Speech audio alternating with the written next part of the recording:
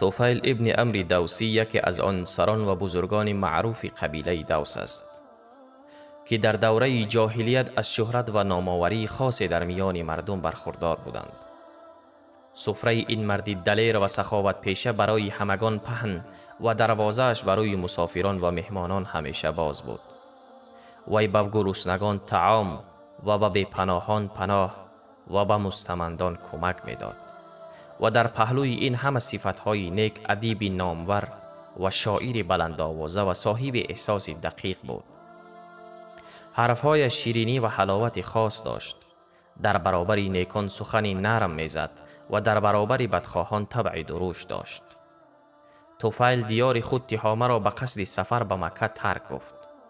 در آن وقت مبارزه شدید در میان حضرت رسول الله صلی الله علیه و سلم و مشرکان مکه در جریان بود و هر یک از طرفین سعی بر آن داشتند تا برای خود پیروان را جلب و برای گروه خیش مردمان را کسب نمایند.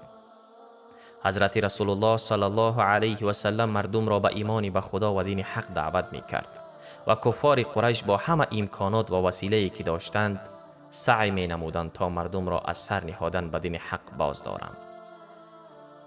طفیل دریافت که به صورت ناخودآگاه وارد این صحنه کارزار شده است، چون وی به قصد این مکتب نیامده بود و از موضوع محمد صلی الله علیه و سلم و کشمکشی وی با قریش آگاهی نداشت. طفیل سرگذشت اسلام آوردن خود را چنین حکایت می کند. می گوید وقتی به مکه رسیدم همین که سران قریش از قدومم به این شهر اطلاع یافتند به استقبالم شتافته و خوش آمدید گفته و مقدمم را گرامی داشتند و بهترین جای را برای بود و باشم تخصیص دادند و بعد سران قریش در گیردم جمع شدند و گفتند ای طفیل، تو به دیار ما تشریف آوردی، ولی هوشدار از این شخصی که دعوای پیامبری نموده است. این شخص همه کار ما را در هم بر هم ساخته و جمعیت ما را پریشان نموده و وحدت ما را از بین برده است و ما از آن می ترسیم که حرفهای این شخص در تو اثر کرده و سبب از بین بردن ریاست تو شده و در میان قوم تو تفریقه ایجاد کند، به گونه‌ای که حرفهای وی سبب درد سرهای شدید در میان ما گردیده است و با در نظر داشت این خطرها نباید به حرفهای وی گوش داد و سخنان وی را باور کرد، چون حرفهایش سحر دارد و در شنونده چنان اثر می‌گذارد که پسر را از پدر و برادر را از برادر و زن را از شوهر جدا می نماید. طفیل میگوید آنها پیوسته این گونه حرفها را با آب و تاب خاص به من حکایت نمودند و فعل و کردارش را طوری برایم بازگو کردند که ناگزیر تصمیم گرفتم که به این شخص نزدیک نشوم و حرف از وی نشنوم و سخن با وی نگویم. طفیل میگوید چون صبح شد و با مسجد الحرام رفتم تا کعبه را طواف کنم و از بت‌های آن تبرک جویم. از همین خاطر پنبه را در گوشم نهادم تا مبادا حرف از محمد صلی الله علیه و سلم به گوشم رسد و در من اثر گذارد. چون داخل مسجد الحرام شدم دیدم که محمد صلی الله علیه و سلم مشغول نماز خواندن است و شیوه نماز خواندن وی از ما فرق داشت و عبادت وی کاملا بر عبادت ما خلاف بود. این منظره وی مرا خوش آمد و عبادتش در من احساسی تازه آفرید و خود را چنان یافتم که دارم آهسته آهسته به محمد صلی الله علیه و سلم نزدیک می شوم تا آنکه کاملا خود را در جوار وی یافتم و اراده الله سبحانه و تعالی بر آن رفته بود که بعضی حرفهای وی در گوشم ره یابد. این حرف وی مورد پسندم واقع شد و با خود گفتم ای طفیل، مادر در عزایت بنشیند، تو را چی شده است؟ تو مرد هستی شاعر و ادیب، حسن و قبح کلام بر تو نیک معلوم است. تو را چی شده است که به حرفهای این شخص گوش فرا نمیدهی تا بشنوی که وی چی میگوید؟ اگر حرفهایش مورد پسندت واقع شد دعوتش را بپذیر و اگر حرفهایش زشت بود او را به حال خودش گذار و به راه خود برو. طفیل گفت بعد کمی درنگ کردم تا آنکه حضرت رسول خدا صلی الله علیه و سلم نماز خود را ادا کرد و به سوی خانه‌اش روان شد. من در پی او به راه افتادم تا آنکه چون داخل خانه‌اش گردید من نیز از عقب وی داخل خانه‌اش شدم و گفتم ای محمد، صلی الله علیه و سلم. قومهایت به من از تو چنین و چنان گفتند و تا حد تو را برایم بد معرفی نمودند که تصمیم به آن گرفتم که پنبه در گوش خود نهم و حرفهای تو را نشنوم. ولی اراده خداوند به آن رفته بود که اندک از حرفهایت به گوشم رسید و من حرفهایت را شیرین یافتم. ای محمد، تو دعوتت را به من تقدیم نما، ببینم که دعوت تو از ما چی میخواهد. حضرت رسول خدا صلی الله علیه و سلم دعوت خود را به وی تقدیم داشت و آنگاه سوره اخلاص و سوره فلق را به وی قرائت نمود. قسم به خدا که من هیچگاه حرف به چنین شیرینی و حلاوت تا آن دم از هیچ کس نشنیده بودم، میگوید طفیل، و هیچ امر را عادلانه تر از عدالت وی نیافتم. در چنین فرصت دست خود به وی دراز نمودم و کلمه شهادت لا اله الا الله محمد رسول الله را بر زبان آوردم و با این ترتیب به دین مقدس اسلام مشرف شدم. بعد مدتی را در مکه به سر بردم و در دوام آن خود را به امر اسلام آشنا ساختم و بخش از سوره ها و آیات قرآن را حفظ کردم. وقتی تصمیم بازگشت به دیار و قوم خود را گرفتم، گفتم ای رسول الله صلی الله علیه و سلم، من شخصی هستم که خویشاوندان و قومم حرفهایم را میشنوند. میخواهم به نزد آنها برگردم و ایشان را به اسلام دعوت کنم. برایم از خداوند بخواه که نشانه برایم ببخشد تا مرا در امر این دعوت یاری دهد. حضرت رسول الله صلی الله علیه و سلم فرمودند خدایا برایش نشانه عطا کن. طفیل میگوید من مکه را به قصد دیار خیش ترک کردم و چون به نواحی دیار خود و جایهایی که نزدیک به قبیله‌ام بود رسیدم، نور مثل چراغ در پیش چشمم تابید.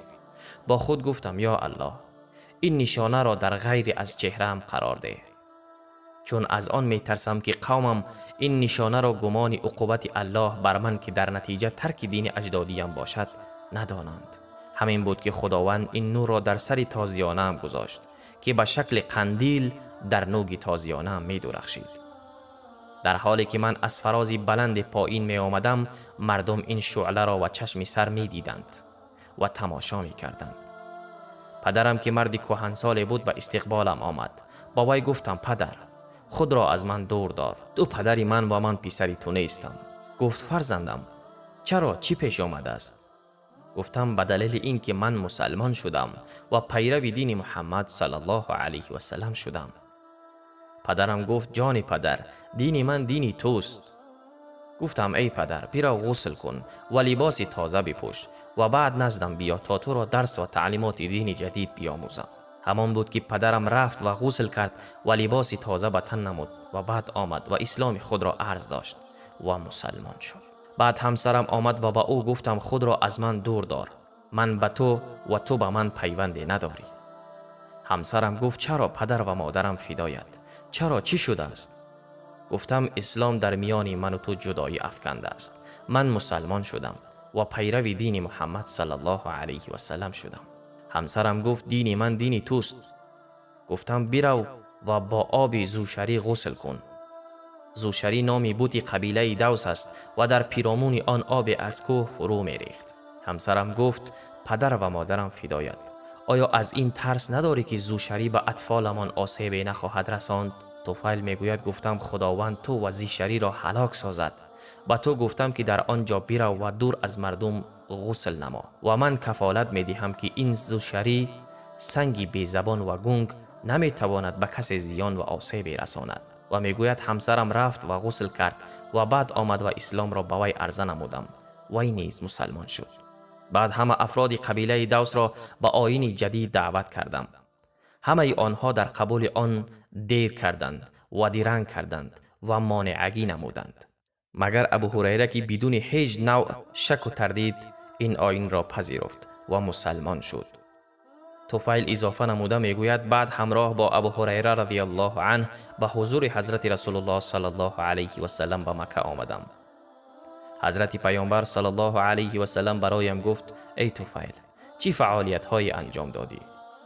گفتم یا رسول الله، دلهای مردم را پرده جهل فرا گرفته و در کفر شدید به سر میبرند و فسق و عصیان بر قبیله دوس غلبه یافته است. حضرت رسول خدا صلی الله علیه و سلم از جای برخاست و طهارت نمود و نماز خواند و دست به سوی آسمان بلند کرد.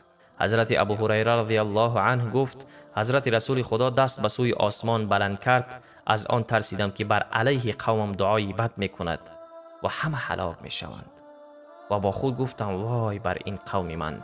اما حضرت رسول خدا با دعای خیر آغاز نموده گفتند اللهم اهدی دوسا و این را 3 بار تکرار کرد، یعنی خدایا قبیله دوس را هدایت فرما. و بعد رو به سوی طفیل نمود و گفت به سوی قوم خود برگرد و با آنها با نرمی و ملایمی معامله نما و ایشان را به دین اسلام دعوت کن.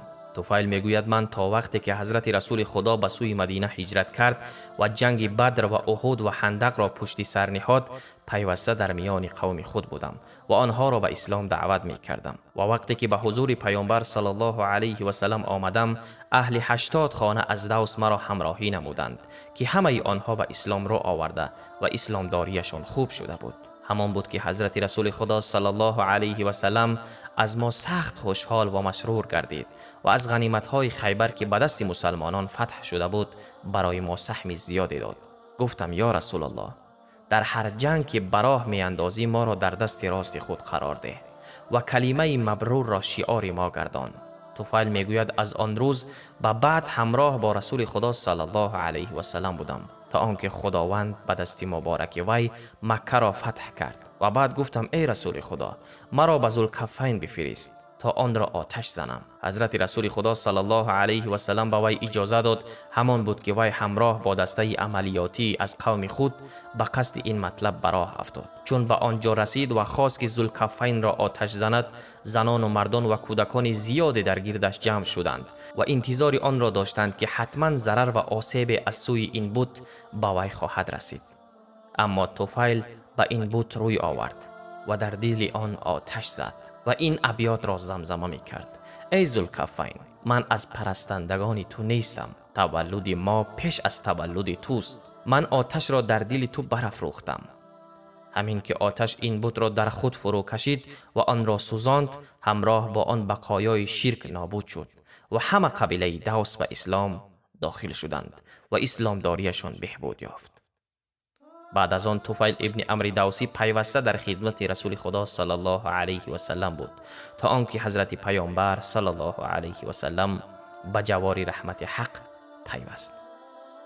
بعد از وفات حضرت پیامبر صلی الله علیه و سلم وقتی خلافت به یار محبوبش ابوبکر صدیق رضی الله عنه تکیه کرد، طفیل خود و شمشیر و فرزندش را در اختیار خلیفه رسول خدا صلی الله علیه و سلم گذاشت. وقتی جنگ ها براه افتاد، طفیل همراه فرزندش عمرو در پیش و پیش لشکر اسلام به جنگ مسیلمه کذاب بیرون شد و در اثنایی که وی به سوی یمامه روان بود خواب دید و آن را به یارانش حکایت نمود و گفت من خواب دیدم و آن را برایم تعویل کنید. یارانش گفتند چی خواب دیده ای؟ گفت خواب دیدم که سرم تراشیده و پرنده ای از دهانم بیرون شد و زن مرا در شکم خود فرو برد و فرزندم عمرو در جستجوی من تلاش می ورزید، اما در میان من و وی حائلی به وجود آمد و مرا یافته نتوانست. یارانش گفتند خوابی نیک است. اما طفیل گفت من این خواب را تعویل نمودم و آن این که تراشیدن سرم به مفهوم آن است که سرم قطع می شود و اما آن پرنده ای که از دهانم بیرون شده است روحی من است و اما این زن که مرا در شکم خود فرو برد عبارت است از زمین که آن را بکنند و مرا در آن دفن سازند و آرزویم این است که مرگم به شهادت بوده باشد و اما این که فرزندم در پی جستجوی من است مفهوم این را دارد که وی نیز در پی جستجوی شهادت است که من در طلب آن هستم و ان شاء الله بعد از من وی این درجه را در خواهد یافت. در جنگ یمامه حضرت طفیل این صحابی بزرگ شهامت و قهرمانی عجیب از خود نشان داد و سرانجام در میدان کارزار به درجه رفع شهادت نائل گردید. اما فرزندش عمرو پیوسته میرزمید تا آنکه زخمهای زیاد برداشت و دست راستش قطع شد و به مدینه بازگشت و پدر و دست راست خود را در یمامه پشت سر نهاد. و در دوران خلافت حضرت عمر فاروق وقتی عمرو ابن طفیل به حضور خلیفه در آمد، برای خلیفه طعام آوردند و مردمان در نزد وی نشسته بودند خلیفه کسانی را که نزدش آمده بودند به طعام دعوت نمود. همه بر سفره نان جمع شدند، به استثنای عمرو ابن طفیل که خود را گوشه گرفت. حضرت عمر فاروق با او گفت چرا گوشه گرفتی و بر سر سفره نان نمی آیی؟ شاید به خاطر نداشتن دست احساس خجالت نموده ای؟ گفت بله ای امیرالمؤمنین. خلیفه گفت قسم به الله که از این نان نخواهم چشید تا به دست قطع شده‌ات آن را به هم نیامیزی. قسم به خدا در میان جمع ما به جز تو هیچ یک نخواهد بود که برخی از اعضایش در بهشت باشد. یعنی هدفش از این سخن این بود که دست قطع شده وی در بهشت است. آرزوی شهادت پیوسته در فکر و هوش عمرو بود و از زمانی که پدرش را از دست داد این آرزو را در خیال خود می پرورانید تا آنکه در جنگ یرموک حضور یافت و بعد از مقاومت و پایداری کم نظیر به درجه رفع شهادت نایل گردید و مژده را که پدرش به وی داده بود دریافت.